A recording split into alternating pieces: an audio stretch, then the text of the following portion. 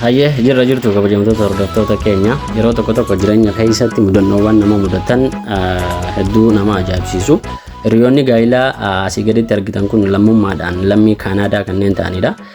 Egaa isaan lamman kun waggaa tokko keessatti yeroo lama wal fuudhan yookaan sirna gaa'ilaa gaggeeffatan jechuudha. Kun akkamitti ta'uu danda'e jechuu dandeessu dubbiin akkas ture.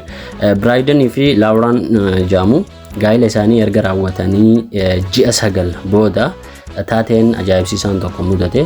Sunis utubaan dhaabbatu wayi utubaan dhaabbatee jiru mataa Laawuraan giftii Laawuraan irratti jiguudhaan irra kufuudhaan mataa isiirraan miidhaa geessise jechuudha.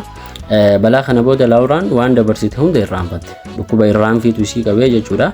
Egaa taateen kun Laawuraan guyyaa cidha ishee illee akka dagatu isii taasise. Kana qofa osoo hin taane abbaa manaa isii sunu abbaa manaa isee tahee cidha waliin gaggeeffatanii gaa'ila waliin gaggeeffanii akka jiran dagatte jechuudha.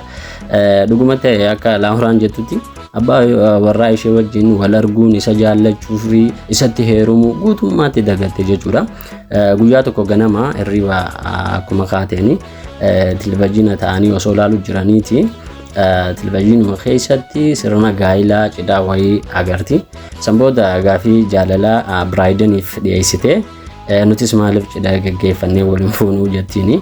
Egasii Biraayidanis haala irra ga'e kana waan beekuuf jecha tole jedheeti gaafii isheef deebii kennuuf murteesse. Egaa san booda sagantaa cidhaallee qopheessuun waggaa tokko booda deebi'anii wal fuudhanii jechuudha. Waan ajaa'iba namatti ta'u.